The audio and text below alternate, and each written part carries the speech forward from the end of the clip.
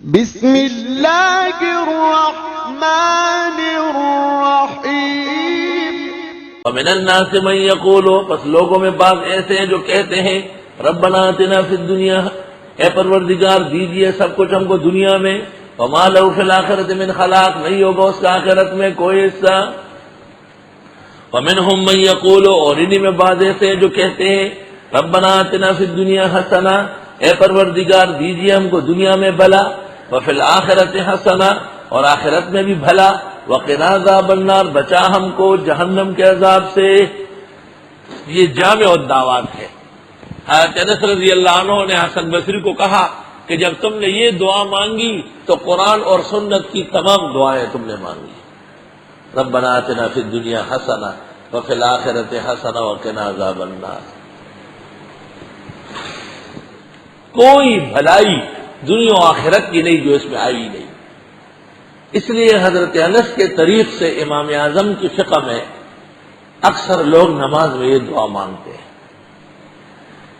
لیکن ابو بکر صدیق نے خاص نماز کے لیے دعا مانگی تھی، اور آپ نے اللہم انی ظلمت نفسی ظلما کثیرا لا یغفر الذنوب الا انت مغفرۃ من عندک فاغفر لی انک انت الغفور الرحیم تعلیم فرمایا۔ اس لیے وہ دعا بھی خاص مانگنا چاہیے جو نماز کے لیے ابو بکر نے پوچھی تھی۔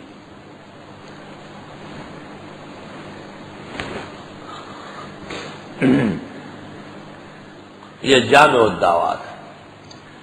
جیسے حج اور عمرے کے لیے دو لفظوں میں سنت دعا ہے، اللہم یسرہ وتقبلہ، اللہ آسان فرما قبول فرما۔ آسانی میں تمام دنیا کے مسائل آ گئے اور قبولیت میں آخرت مکمل آ گئے۔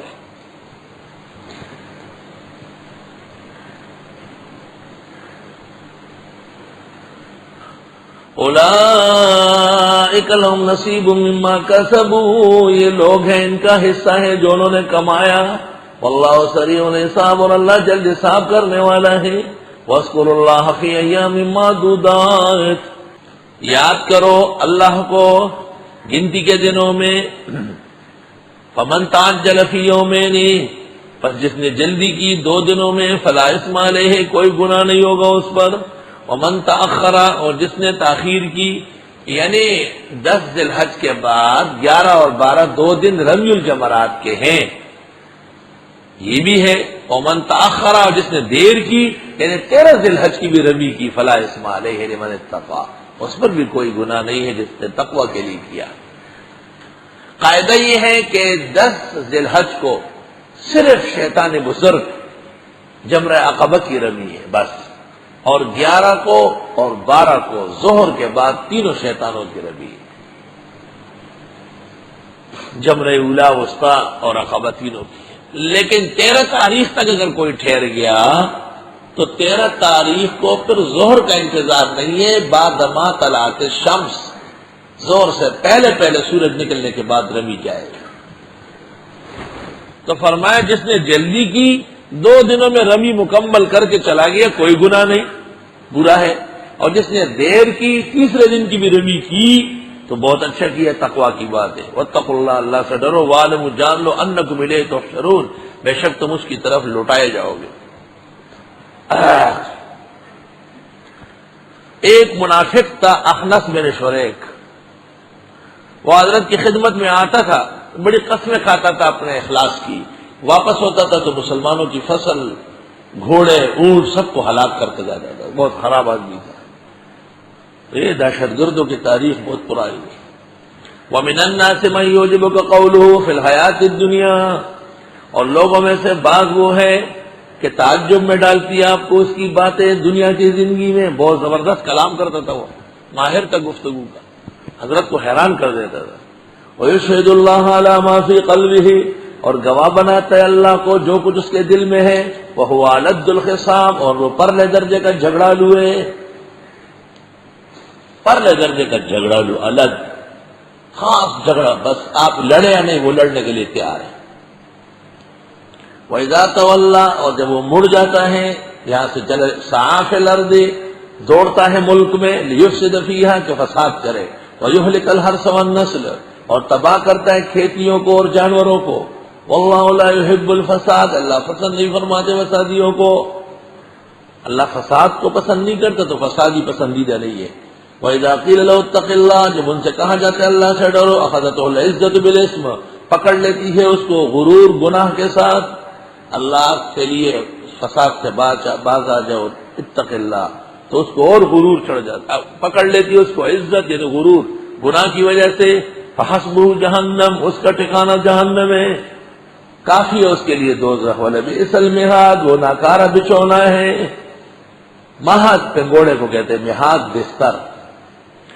یہ تو وہ لوگ ہو گئے جو دین دشمن تھے، اب دین کے محب اور مخلص، ان کا بیان۔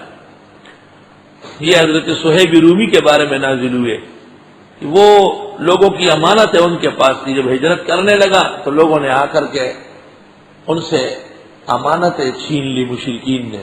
آپ نے کہا تمام امانتیں لے لو، میں اور دے دوں گا، لیکن ہجرت سے مت روکو مجھے۔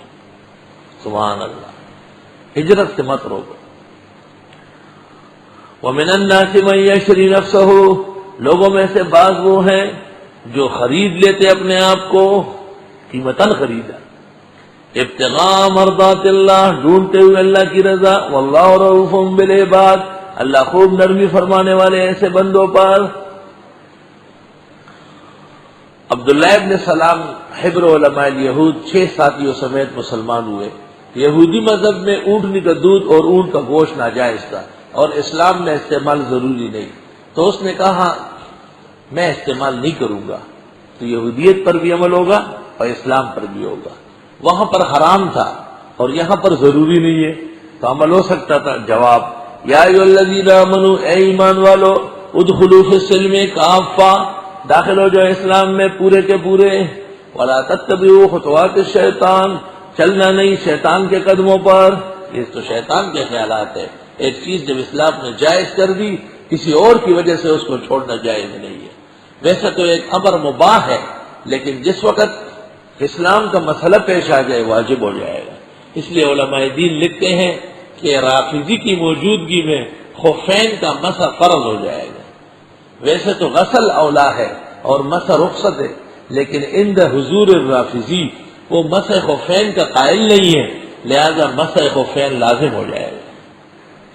اسی طرح رافضی کی موجودگی میں روٹی کے 4 ٹکڑے کرنا، پھل کے 4 ٹکڑے کرنا، 4 ساتھی بیٹھ کر کے کھانا کھانا، 4 برتن رکھنا، 4 چمچے رکھنا، یہ زیادہ مناسب ہے تاکہ ان پر رد ہو خلافت ارباز۔ ان کو 4 کی گنتی سے بہت تکلیف ہوتی، ان کے بڑوں نے 4 کر لکھی ہے، من لا یحضر الفقی 4 میں ہے، اور شرح تجرید 4 میں ہے، استفسار 4 میں ہے، کلینی 4 میں ہے، فروع 4 میں ہے، سارے 4۔ اب ان کو اب جا کر کے عقل آ گئی، اب ایک ایک جلد فہرست لکھ کر کے 5 کر دی۔ ہم نے کہا 5 بھی ضروری ہے، کیونکہ 5واں خلیفہ حسن بھی ہے 6 مہینے، اور 5واں خلیفہ معاویہ بھی ہے، بہت ضروری ہے۔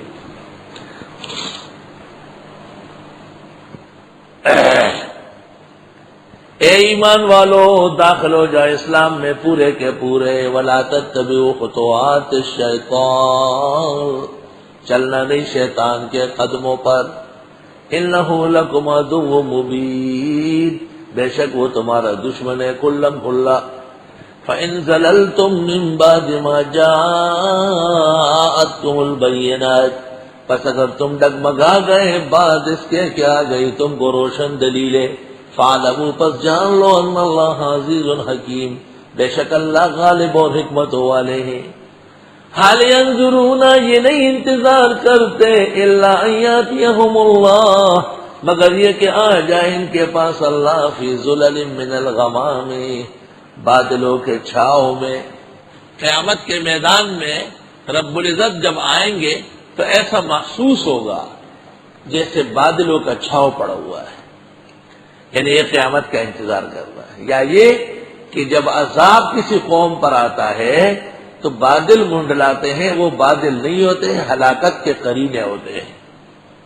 والملائکہ، اور فرشتے بھی، وقضی الامر، اور فیصلہ ہو جائے، وإلی اللہ ترجع الامور، اور اللہ کی طرف لٹائے جاتے ہیں سارے کام، یعنی تمام کاموں کا نتیجہ اللہ کے اختیار میں ہے۔ سل بنی اسرائیل، پوچھئے اسرائیلیوں سے، کم آتیناہم من آیت بینات، کتنی دے چکے ہیں نشانیاں کھلی کھلی.